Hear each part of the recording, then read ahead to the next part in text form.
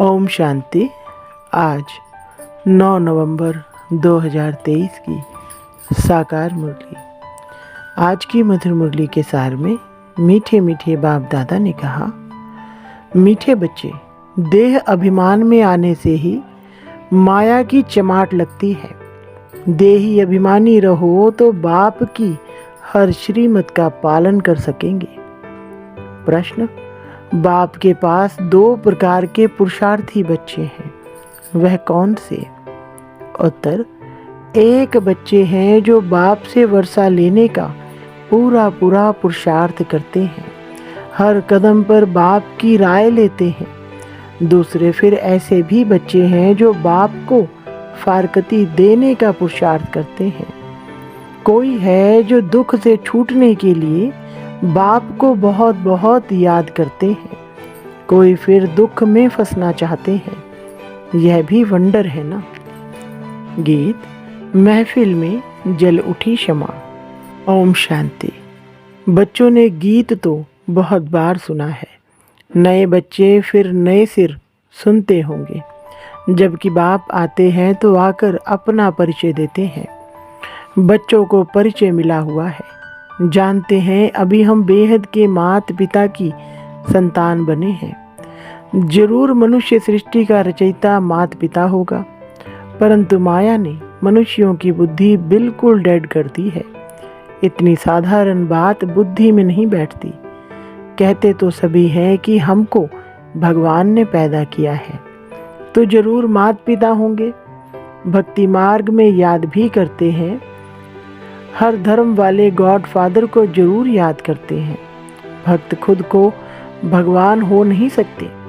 भक्त भगवान की बंदगी साधना करते हैं। गॉड फादर तो जरूर सबका एक ही होगा, अर्थात सभी आत्माओं का फादर एक है। सभी जिस्मों का फादर एक हो नहीं सकता, वह तो अनेक फादर है। वह जिस्मानी फादर होते हुए भी हे ईश्वर कहकर याद करते हैं। बाप बैठ समझाते हैं। मनुष्य बेसमझ है जो बाप का परिचय ही भूल जाते हैं। तुम जानते हो स्वर्ग का रचयिता जरूर एक ही बाप है। अभी कलयुग है, जरूर कलयुग का विनाश होगा। प्रायलोप अक्षर तो हर बात में आता है। बच्चे जानते हैं सतयुग अभी प्रायलोप है। अच्छा, फिर प्रश्न उठता है, सतयुग में उन्हों को यह पता होगा कि यह सतयुग प्रायलोप हो जाएगा, फिर त्रेता होगा? नहीं, वहाँ तो इस नॉलेज की दरकार ही नहीं। यह बातें किसकी भी बुद्धि में नहीं है। सृष्टि का चक्र कैसे फिरता है, हमारा पारलौकिक बाप कौन है, यह तुम बच्चे ही जानते हो। मनुष्य गाते हैं, तुम माता पिता हम बालक तेरे, परंतु जानते नहीं, तो कहना भी ना कहने के बराबर हो जाता है। बाप को भूल गए हैं, इसलिए आरफन बन पड़े हैं।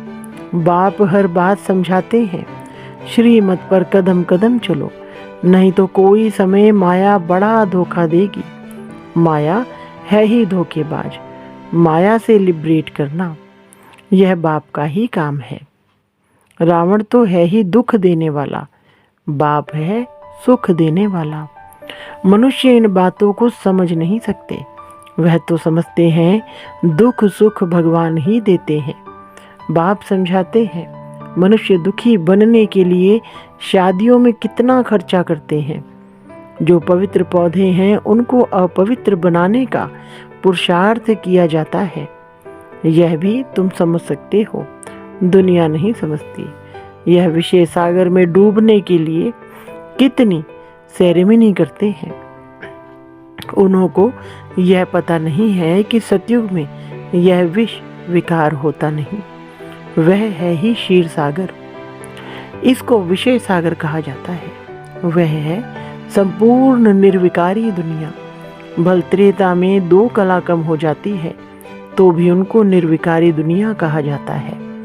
वहाँ विकार हो नहीं सकते, क्योंकि रावण का राज्य द्वापर से ही शुरू होता है। आधा आधा है ना, ज्ञान सागर और अज्ञान सागर। अज्ञान का भी सागर है ना। मनुष्य कितने अज्ञानी हैं, बाप को भी नहीं जानते, सिर्फ कहते रहते हैं कि यह करने से भगवान मिलेगा, मिलता कुछ भी नहीं। माथा मारते मारते दुखी निधन के बन जाते हैं। तब ही फिर मैं धनी आता हूँ। धनी बिगर माया अजगर ने सबको खा लिया है। बाप समझाते हैं, माया बड़ी दुष्टर है। बहुतों को धोखा मिलता है। कोई को काम की चमाट, कोई को मोह की चमाट लग जाती है। देह अभिमान में आने से ही चमाट लगती है। मेहनत है ही देही अभिमानी बनने में। इसलिए बाप घड़ी घड़ी कहते हैं, सावधान, मन मना भव। बाप को याद नहीं करेंगे तो माया थप्पड़ लगा देगी। इसलिए निरंतर याद करने का अभ्यास करो, नहीं तो माया उल्टा कर्तव्य करा देगी। रॉन्ग राइट की बुद्धि तो मिली ही है। कहाँ भी मुझो तो बाप से पूछो, तार में, चिट्ठी में अथवा फोन पर पूछ सकते हो। फोन सवेरे सवेरे झट मिल सकता है, क्योंकि उस समय सिवाय तुम्हारे बाकी सब सोए रहते हैं। तो फोन पर तुम पूछ सकते हो। दिन प्रतिदिन फोन आदि की आवाज़ भी सुधारते रहते हैं। परंतु गवर्नमेंट है गरीब, तो खर्चा भी ऐसे ही करती है। इस समय तो सब जड़जड़ीभूत अवस्था वाले तमो प्रधान हैं। फिर भी खास भारतवासियों को रजो तमो गुणी क्यों कहा जाता है? क्योंकि यही सबसे ज़्यादा सतो प्रधान थे। दूसरे धर्म वालों ने ना तो इतना सुख देखा है, ना दुख देखना है। वह अभी सुखी हैं, तब तो इतना अनाज आदि भेजते रहते हैं। उन्हों की बुद्धि रजो प्रधान है। विनाश के लिए कितनी इन्वेंशन करते हैं, परंतु उन्हों को यह पता नहीं पड़ता है। इसलिए उन्हों को बहुत चित्र आदि भेजने पड़े तो उन्हों को भी पता पड़ेगा। आखिरीन समझेंगे यह चीज़ तो बड़ी अच्छी है। इन पर लिखा हुआ है गॉड फादरली गिफ्ट। जब आफत का समय होगा तो आवाज़ निकलेगा, फिर समझेंगे बरोबर यह हमको मिला था। इन चित्रों से बहुत काम निकलेगा। बाप को बेचारे जानते ही नहीं। सुखदाता तो वह एक ही बाप है। सब उनको याद करते हैं। चित्रों से अच्छी रीति समझ सकते हैं। अभी देखो, 3 पैर पृथ्वी के नहीं मिलते हैं और फिर तुम सारे विश्व के मालिक बन जाते हो। यह चित्र विलायत में भी बहुत सर्विस करेंगे। बच्चों को इन चित्रों का इतना कदर नहीं है। खर्चा तो होना ही है। राजधानी स्थापन करने में उस गवर्नमेंट का करोड़ों खर्चा हुआ होगा और लाखों मरे। यहाँ तो मरने की बात ही नहीं, श्रीमत पर पूरा पुरुषार्थ करना है, तभी श्रेष्ठ पद पा सकेंगे। नहीं तो पीछे सजा खाने का समय बहुत पछताएंगे। यह बाप भी है तो धर्मराज भी है। पति दुनिया में आकर बच्चों को 21 जन्मों के लिए स्वराज्य देता हूँ। अगर फिर कोई विनाशकारी कर्तव्य किया तो पूरी सजा खाएंगे। ऐसे नहीं, जो होगा वह देखा जाएगा। दूसरे जन्म का कौन बैठ विचार करे। मनुष्य दान पुण्य भी दूसरे जन्म के लिए करते हैं। तुम अभी जो करते हो वह 21 जन्मों के लिए। वह जो कुछ करते हैं अल्पकाल के लिए। एवजा फिर भी नरक में ही मिलेगा। तुमको तो स्वर्ग में एवजा मिलना है। रात दिन का फर्क है। तुम स्वर्ग में 21 जन्मों के लिए प्रारब्ध पाते हो। हर बात में श्रीमत पर चलने से बेड़ा पार है। बाप कहते हैं, तुम बच्चों को नैनों पर बिठाकर बड़े आराम से ले जाता हूँ। तुमने बहुत दुख उठाए हैं। अब कहता हूँ, तुम मुझे याद करो। तुम नंगे आए थे, यह पाठ बजाया, अब फिर वापस जाना है। यह तुम्हारा अविनाशी पाठ है।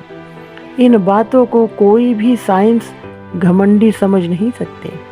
आत्मा इतना छोटा स्टार है, उनमें अविनाशी पाठ सदैव के लिए भरा हुआ है। यह कभी समाप्त नहीं होता। बाप भी कहते हैं, मैं भी तो क्रिएटर और एक्टर हूँ।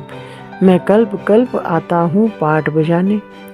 कहते हैं परमात्मा मन बुद्धि सहित चैतन्य नॉलेजफुल है, लेकिन क्या चीज़ है यह कोई नहीं जानते। जैसे तुम आत्मा स्टार मिसल हो, मैं भी स्टार हूँ। भक्ति मार्ग में भी मुझे याद करते हैं क्योंकि दुखी है। मैं आकर तुम बच्चों को अपने साथ ले जाता हूँ। मैं भी पंडा हूँ। मैं परमात्मा तुम आत्माओं को ले जाता हूँ। आत्मा मच्छर से भी छोटी है, यह समझ भी तुम बच्चों को अभी मिलती है। कितना अच्छी रीति समझाते हैं। बाप कहते हैं तुमको विश्व का मालिक बनाता हूँ। बाकी दिव्य दृष्टि की चाबी मैं अपने पास ही रखता हूँ। यह किसको नहीं देता हूँ। यह भक्ति मार्ग में मेरे ही काम में आती है। बाप कहते हैं मैं तुमको पावन पूज्य बनाता हूँ। माया पतित पुजारी बनाती है। समझाते तो बहुत है परंतु कोई बुद्धिमान समझे। यह टेप मशीन बहुत अच्छी चीज़ है। बच्चों को मुरली तो जरूर सुननी है। बहुत से गिलेधे बच्चे हैं। बाबा को बांधेली गोपिकाओं पर बहुत तरस पड़ता है। बाबा की मुरली सुनकर बहुत खुश होंगे। बच्चों की खुशी के लिए क्या नहीं करना चाहिए।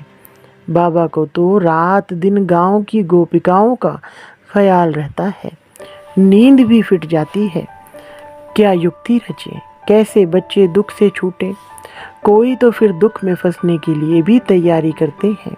कोई तो पुरुषार्थ करते हैं वर्षा लेने का, तो कोई फिर फारकती देने का भी पुरुषार्थ करते हैं। दुनिया में आजकल बहुत खराब है। कोई बच्चे तो बाप को मारने में भी देरी नहीं करते हैं। बेहद का बाप कितना अच्छी रीति समझाते हैं। मैं बच्चों को इतना धन दूंगा जो यह कभी दुखी नहीं होंगे। तो बच्चों को भी इतना रहमदिल बनना चाहिए कि सबको सुख का रास्ता बताए। आजकल तो सभी दुख देते हैं। बाकी टीचर कभी दुख का रास्ता नहीं बताएंगे। वह पढ़ाते हैं। पढ़ाई सोर्स ऑफ इनकम है। पढ़ाई से शरीर निर्वाह करने लायक बनते हैं। माँ बाप से भल वर्षा मिलता है परंतु वह क्या काम का। जितना जास्ती धन उतना पाप बहुत करते हैं। नहीं तो तीर्थ यात्रा करने बड़ी नम्रता से जाते हैं परंतु कोई कोई तो तीर्थ यात्रा पर भी शराब ले जाते हैं, फिर छिपा कर पीते हैं। बाबा का देखा हुआ है। शराब बिगर रह नहीं सकते। बात मत पूछो। लड़ाई में जाने वाले भी शराब खूब पीते हैं। लड़ाई वालों को अपनी जान का ख्याल नहीं रहता है। समझते हैं आत्मा एक शरीर छोड़ जाकर दूसरा शरीर लेगी। तुम बच्चों को भी अभी ज्ञान मिला है। यह चीची शरीर छोड़ना है। उन्हों को कोई ज्ञान नहीं परंतु आदत पड़ी हुई है मरना और मारना। यहाँ तो हम आपे ही बैठे बैठे बाबा के पास जाना चाहते हैं। यह पुरानी खाल है। जैसे सर्प भी पुरानी खाल छोड़ देते हैं। ठंडी में सूख जाती तो उतार देते हैं। तुम्हारी यह तो बहुत चीची पुरानी खाल है। पाठ बजाते अब इनको छोड़ना है। बाबा के पास जाना है। बाबा ने युक्ति तो बताई है। मन मना भव, मुझे याद करो। बस ऐसे बैठे बैठे शरीर छोड़ देंगे।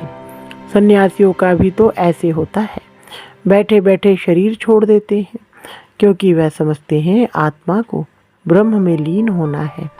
तो योग लगा कर बैठते हैं परंतु जा नहीं सकते। जैसे काशी कलवट खाते हैं वह जीव घात हो जाता है। यह सन्यासी भी बैठे बैठे ऐसे जाते हैं। बाबा का देखा हुआ है। वह हुआ हठ योग संन्यास। बाप समझाते हैं तुमको 84 जन्म कैसे मिलते हैं। तुमको कितनी नॉलेज देते हैं। कोई बिरला ही श्रीमत पर चलता है।